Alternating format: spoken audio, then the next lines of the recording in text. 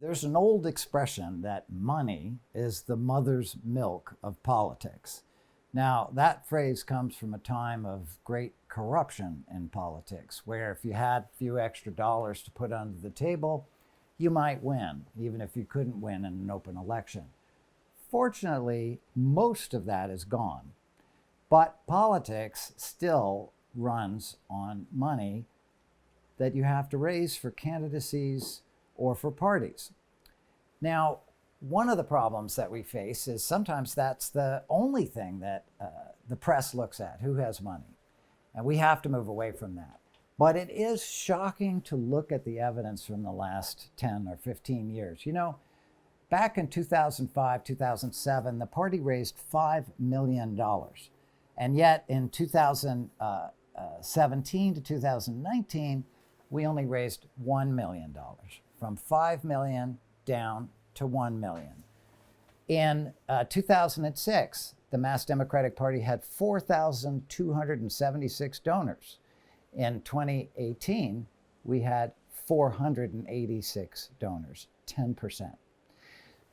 This means that we can't be as strong as we want to be or as other states. Look at states and how big their staffs are. In Arizona, they have 19 staff in the state party.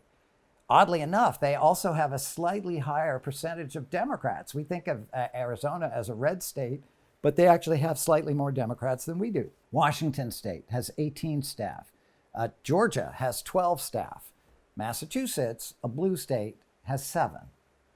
So we need to do a lot better on that. Now, what would I do as chair of the party?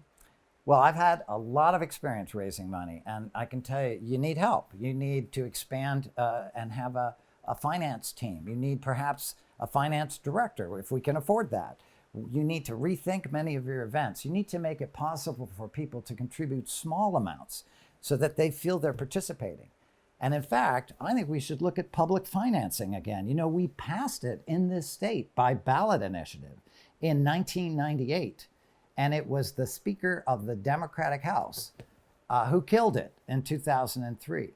So other states like Arizona or like Maine have public financing and we don't. But the circumstances today are we still have to raise a lot of money. And how do you do it? Well, 2 things. Money follows ideas. So we need better ideas. We have them, we're just not bringing them forward. And secondly, money follows relationships. And we have to build relationships with the very generous donors who gave to Joe Biden, who give to other cities and races in other cities and states. And we can do that. We also need to have a chair who knows how to raise money. And here I think I'm unique among the candidates. I've raised many, many millions of dollars. In one case, for a project that I thought up, I raised $1 million each from the Ford Foundation, the Mott Foundation, the GM Foundation, the Gates Foundation, the MacArthur Foundation, and $3 million from the United Nations Foundation. Well, foundations may not give to the party, but I've also raised a lot of money from individuals. Over one lunch about 4 years ago, I asked a gentleman in Massachusetts for $200,000, and he gave it to me over that lunch. And in a phone call not long afterwards, I asked a very wealthy younger man who cares deeply about our values. I said, I have a project, cost $400,000. Would you be willing to support it? He said, yes. And then immediately I asked him, and I have another project for $350,000. And he said, will you support that? And he said, yes. So that was $750,000 in one phone call.